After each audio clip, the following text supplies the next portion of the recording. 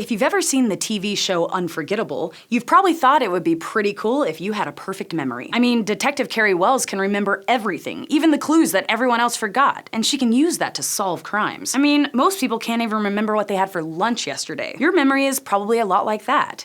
Even though you remember the story of your life and important life events, most of the boring going to school and going to work that happens every day gets lost. But not for people with the actually very real condition called hyperthymesia, where they can almost perfectly remember everything that's ever happened to them. It's not the same as photographic memory, which is more about remembering everything you see, and as far as scientists can tell, doesn't actually exist. Hyperthymesia does exist though, and it can actually be kind of a burden for the people who have it. We didn't even know the condition existed until 2006, partly because it's incredibly rare, with a few dozen confirmed cases at most, and also probably because people don't run to the doctor if their memory is too good. But the few people who do have hyperthymesia can remember basically everything they did, every day, starting from when they were about 10 years old, which is around the time when they start to realize their memory might be different from other people's. So if you're over 10 and you haven't noticed it yet, you probably don't have it. Most people with the condition also have these memories very closely linked to calendar dates.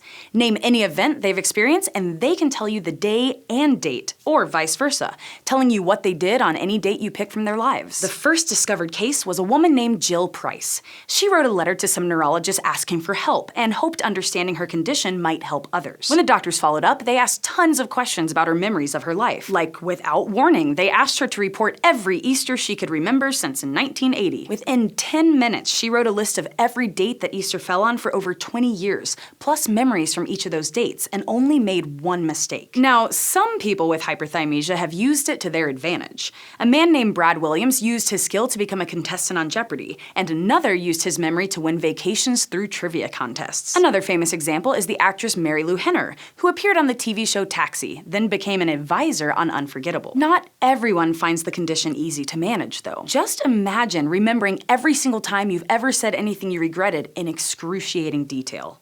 It's bad enough suddenly cringing because you remember that time you sneezed all over your middle school crush. Price, the subject of that first case study, reported that her memory was a burden. She said it was driving her crazy, running her entire life through her head every day, and she would keep diaries to try to stop thinking about the memories. And in the 12 years since she first called attention to her amazing memory, scientists have discovered some clues about why this might be, although research is scarce since the condition is so rare. In 2012, a group of researchers found 11 people with the condition who were willing to participate in the study, and compared them to a control group on a variety of memory tests, along with scans of their brains. Among other things, they found that the people with hyperthymesia scored higher on a measure of obsessive behaviors than the control group did.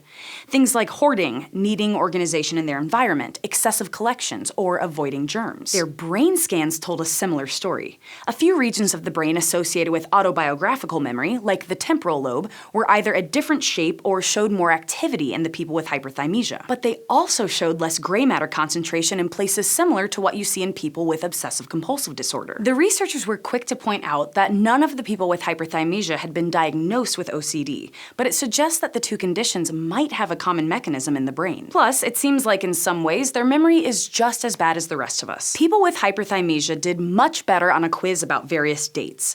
They could name the day of the week 97% of the time, they could name a verifiable event 87% of the time, and produce an autobiographical event 71% of the time, all of which was better than the control group, who were down near the single digits. But on most other memory tests, like for short-term and working memory, they did about as well as the control group. Things like seeing how many meaningless digits they could memorize, or drawing an abstract design from memory. And more recent research shows they're also about as susceptible to false memories as the general public. In a 2013 study, researchers compared 20 volunteers with hyperthymesia to a control group on a few tasks that typically produce false memories in a lot of people. One was a test that usually convinces people they saw a word on a list when it wasn't actually there, and another involved the suggestion that they saw a video of the plane that crashed into a field on 9/11, even though there's no video footage of it that we know of. And overall, everyone did about the same.